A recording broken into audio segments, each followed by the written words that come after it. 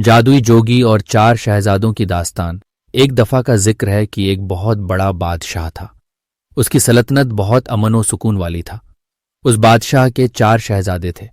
बादशाह ने अपने बेटों से वसीयत की थी कि वो हर रोज सल्तनत का जायजा लें और देखें कि कहीं कोई गरीब, मजबूर या परेशान तो नहीं।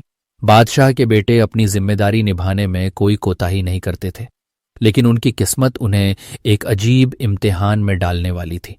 एक सुबह सबसे बड़ा शहजादा सल्तनत का जायजा लेने निकला।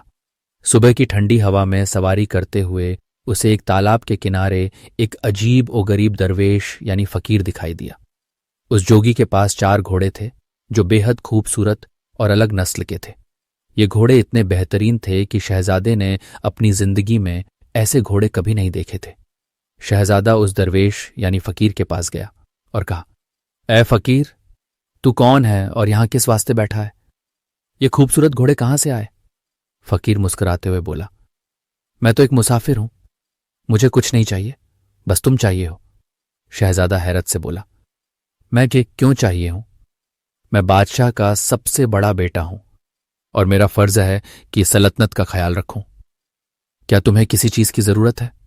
फकीर ने फिर वही जवाब दिया, मुझे तो सिर्फ तुम चाहिए हो, लेकिन अगर तुम्हें मेरी किसी चीज की ख्वाहिश है तो तुम मेरी मर्जी से एक घोड़ा ले जा सकते हो, मगर एक शर्त है, घोड़ा शाम होने से पहले मुझे लौटा देना और अपनी सवारी के बारे में मुझे सब कुछ बताना। शहजादा फौरन मान गया और एक घोड़ा लेकर रवाना हो गया। वह घोड़ा ऐसा तेज दौड़ा कि शहजादा हवा में उड़ने जैसा महसूस करने लगा। जंगलों को पार करते हुए वह एक बाग के पास पहुंचा। उस बाग की चारदीवारी इतनी ऊंची और मजबूत थी कि उसे पार करना नामुमकिन था।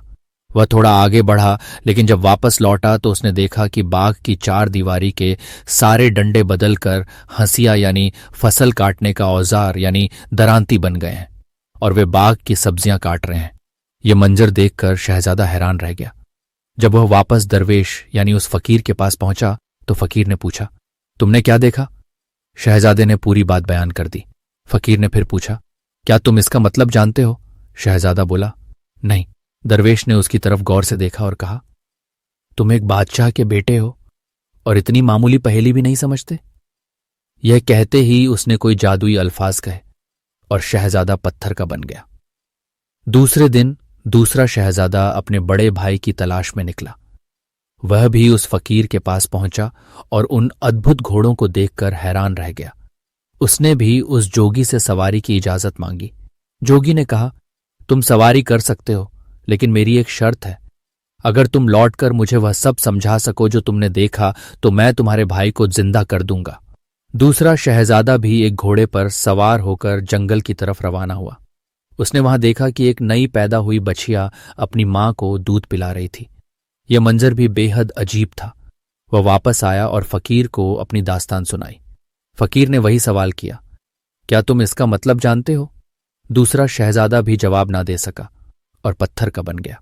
अब अगले दिन तीसरा शहजादा अपने दोनों भाइयों की तलाश में निकला। वह भी फकीर के पास पहुंचा। उसने फकीर से घोड़ा मांगा और जंगल की तरफ निकल पड़ा। इस बार उसने एक आदमी को देखा जो अपनी पीठ पर लकड़ियों का ढेर उठाए हुए था। वह रास्ते में जो भी लकड़ी देखता उसे भी उठा लेता। तीसरा शहजादा इस मंजर को देखकर परेशान हो गया। उसने सोचा कि उस दरवेश को इसका मतलब कैसे बताएगा। जब वह फकीर के पास लौटा तो फकीर ने वही सवाल किया, इसका मतलब क्या है? तीसरा शहजादा भी जवाब नहीं दे पाया और पत्थर में बदल गया। कुछ दिन बाद जब तीनों शहजादे नहीं लौटे तो चौथा और सबसे छोटा शहजादा निकला। वह भी फकीर के पास पहुंचा और अपने तीनों भाइयों के बारे में पूछा। उस दरवेश ने 3 पत्थर के खंभों की तरफ इशारा करके कहा, ये तुम्हारे भाई हैं। अगर तुम जंगल में देखी गई घटनाओं को समझा सको तो मैं इन्हें जिंदा कर दूंगा।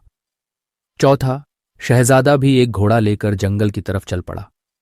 उसने वहां देखा कि एक बड़ा तालाब अपने पानी से 6 छोटे तालाबों को भर रहा था, लेकिन खुद बिल्कुल खाली हो चुका था। शहजादा वापस दरवेश के पास लौटा। उस दरवेश ने फिर वही सवाल किया, तुमने क्या देखा और इसका मतलब क्या है? छोटा शहजादा भी जवाब नहीं दे पाया और पत्थर का बन गया। जब बादशाह को यह पता चला कि उसके चारों बेटे गायब हो गए हैं तो वह खुद उनकी तलाश में निकला। वह भी उस दरवेश के पास पहुंचा। फकीर ने उसे बताया कि उसके बेटे पत्थर के बन चुके हैं। फकीर ने कहा, अगर तुम उन घटनाओं का मतलब समझा सको तो मैं तुम्हारे बेटों को जिंदा कर दूंगा। बादशाह ने बारी बारी से जवाब दिया, बगीचे में दरांती का मतलब है ये उन लोगों की हकीकत है जो दूसरों के माल का गलत इस्तेमाल करते हैं। बछिया का अपनी मां को दूध पिलाना ये उन माता पिता का जिक्र है जो अपनी औलाद की कमाई पर निर्भर हो जाते हैं। लकड़ियां होने के बावजूद और लकड़ियां बटोरना यह लालच की अलामत है, यानी इंसान की ख्वाहिशें यानी इच्छाएं कभी खत्म नहीं होती।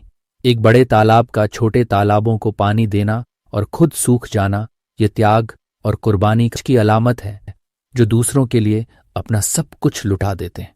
बादशाह के जवाबों से जोगी खुश हुआ और चारों शहजादों को जिंदा कर दिया। बादशाह और उसके बेटे सलामती के साथ महल लौटे। कुछ अरसे बाद बादशाह ने अपनी सल्तनत अपने बेटों को सौंप दी और खुद इबादत करने जंगल में चला गया। ये दास्तान हमें सिखाती है कि समझदारी, इंसानियत और दूसरों के लिए कुर्बानी देना जिंदगी के सबसे अहम उसूल हैं।